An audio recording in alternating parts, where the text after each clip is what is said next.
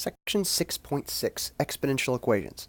So in this video, we are going to focus on this one property. It's called the one-to-one property of exponentials and logarithmic equations. So what it says is if you have any two expressions and a positive real number not equal to 1, remember we have that restriction because a base of 1 is very, very uninteresting.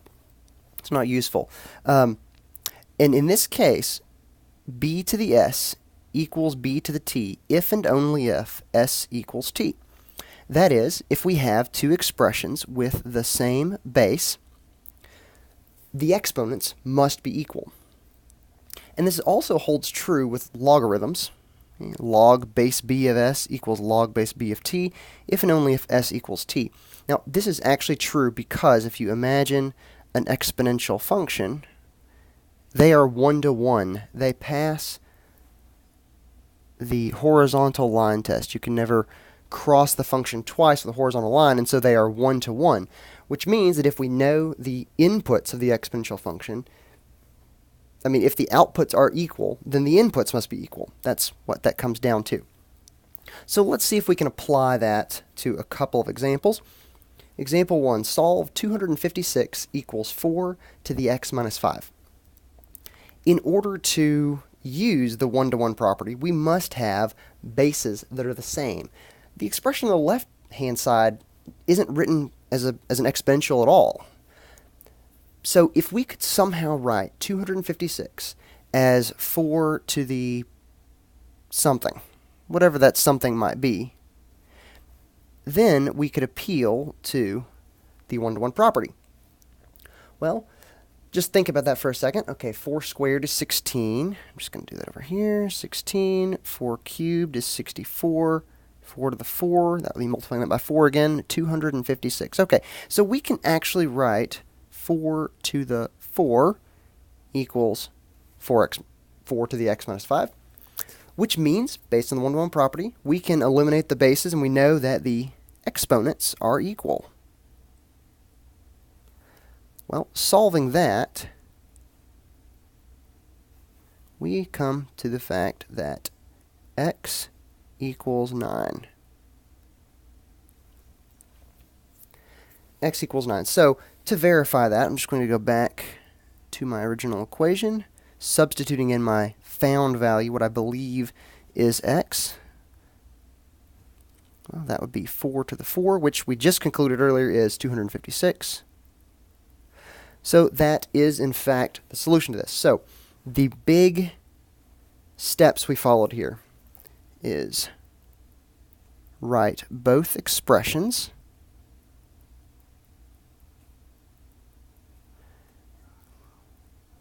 with the same base. And then from there, we know that the exponents are equal. Those two expressions are equal, and we can, of course, solve from there if needed. That's the big thing. All right, now let's attempt example 2. Solve 2 to the x equals negative 100. All right, so following that same procedure, if we can write negative 100 as 2 to the something, then we know the exponents are equal. Okay.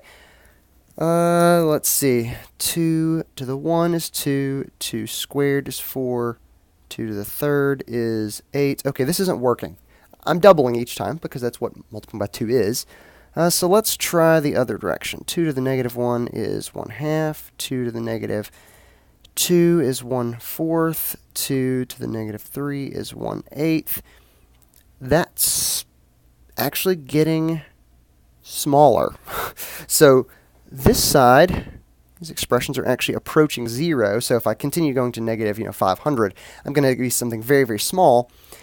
As I increase the exponents here, I'm getting larger and larger, neither of which approach negative 100. So that is an issue. If we can't come up with a value for x that's going to make that equation true, then there may not be a solution. So this question comes up. Do all exponential equations have a solution? If not, how can we tell? Okay, so this is actually what we just ran into. And if you recall, the range of an exponential function, is always positive. So let's just notice that.